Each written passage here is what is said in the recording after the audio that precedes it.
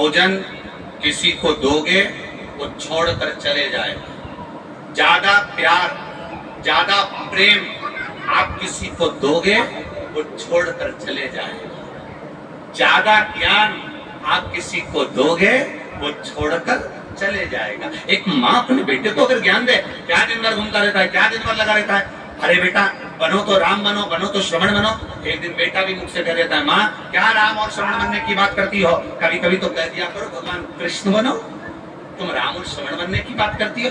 माँ ने कहा बेटा मैं तुझे कृष्ण बनने को भी कह दूं, पर बात इतनी सी है, तो भगवान कृष्ण का चीर चोरी का स्मरण करेगा, तो भगवान का मक्खन चोरी का स्मरण करेगा, तो भगवान के उन लीलाओं का स्मरण करेगा। वो भगवान की लीलाओं को तू जानता नहीं है, तू भगवान की लीलाओं को समझता नहीं है, पर तू उनको गलत तरीके से विचार करेगा। इसलिए मैं तुझे कृष्ण बनने को नहीं, मैं तुझे राम बनने को, श्रवण बनने को कहती हूँ। इतने में बेटे ने कहा, माँ मैं राम बनने को तैयार हूँ। जैसे दशरथ जी ने अपनी सारी सत्ता राम जी को सौंपी थी, पापा जी से कहिए तिजोरी की चाबी मुझे सौंपो, बोलो पापा।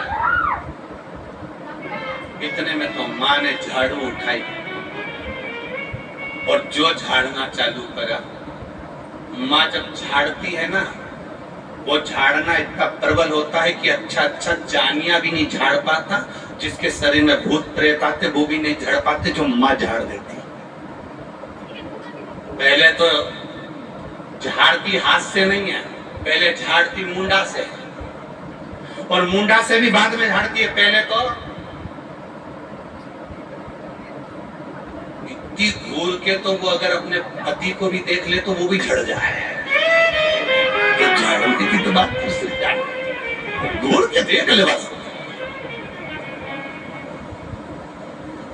तुम देख रहा कहीं शादी में पति बड़े खुश होकर बात कर रहा हो अपने पुराने दोस्तों से या अपने पुराने दोस्त लोगों से, बहुत हंस के बात कर रहा हो। इतने में पत्नी बस वहां पर बफेट खा रही है, और घूर के देख ले। उतनी देर में तो पति की, मैं अभी आया 2 मिनट में, बस अभी आया।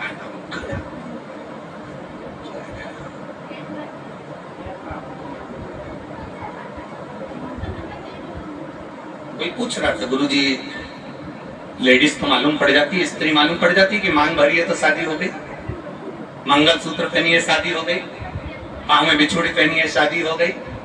पुरुष को कैसे मालूम पड़ता है कि शादी हो गई? तेरी सभा में सब हंस रहे हैं और वो चुप बैठा हो, समझ लेना हो गई, समझ हो गई उसको, वो चुप बैठा मौन। इतना अच्छा सब नाच चल रहा है, इतने अच्छे से सब एंजॉय कर रहे हैं, सब घूम रहे फिर रहे, मस्ती मजाक कर रहे हैं, और वो एकदम मुसद्दी लाल जैसा समझ जा हो गई। बस इतनी में समझता हो गई, समझाया। अधिक अगर भोजन ज्यादा दोगे ना तो वो छोड़कर चले जाएगा। आप प्यार ज्यादा दोगे ना, प्रेम आप दीजिए किसी को, बहुत ज्यादा प्रेम दीजिए, बहुत स्नेह दीजिए, मेरा बेटा, मेरा बाबू, मेरा स्नेह, मेरा स्नेह, बहुत प्रेम दीजिए। जिसको आप ज्यादा प्रेम दोगे वही छोड़कर चले जाएगा। आधे में भोजन आधा छोड़कर चले जाते हैं ज्यादा देने।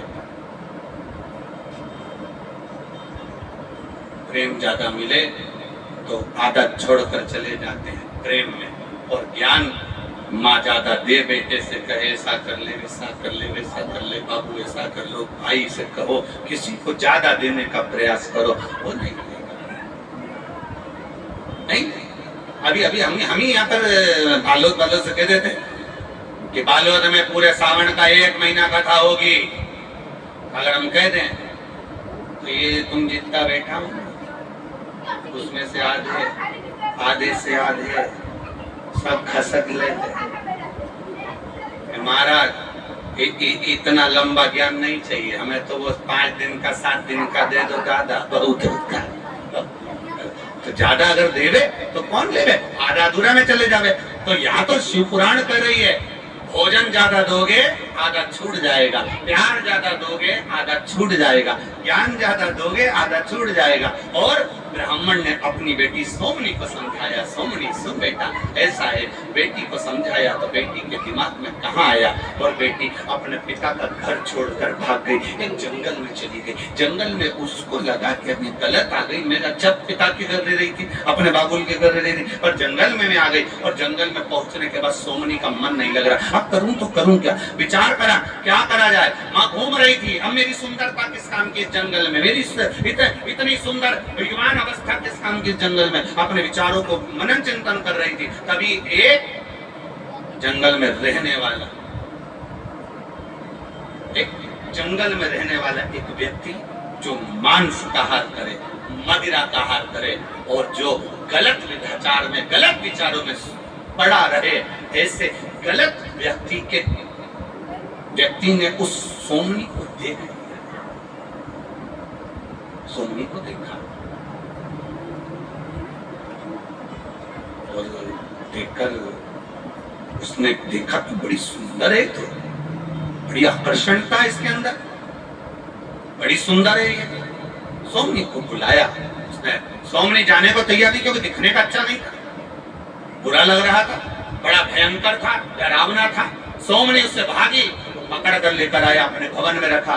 सोमनी भूख से बिलख रही थी, उसने भोजन दे दिया। उसने किया, थोड़े थोड़े समय के बाद उन दोनों का स्नेह बढ़ा, दोनों ने प्रेमवश आनंद में विवाह कर लिया। अब सोमनी भी उसके जैसी हो गई, जैसे वो मांस का आहार करता है, सोमनी ब्राह्मण की बेटी होकर भी मांस का आहार कर रही है। जैसे वो मदिरा का पान करता है, सोमनी मदिरा का पान कर रही है। वो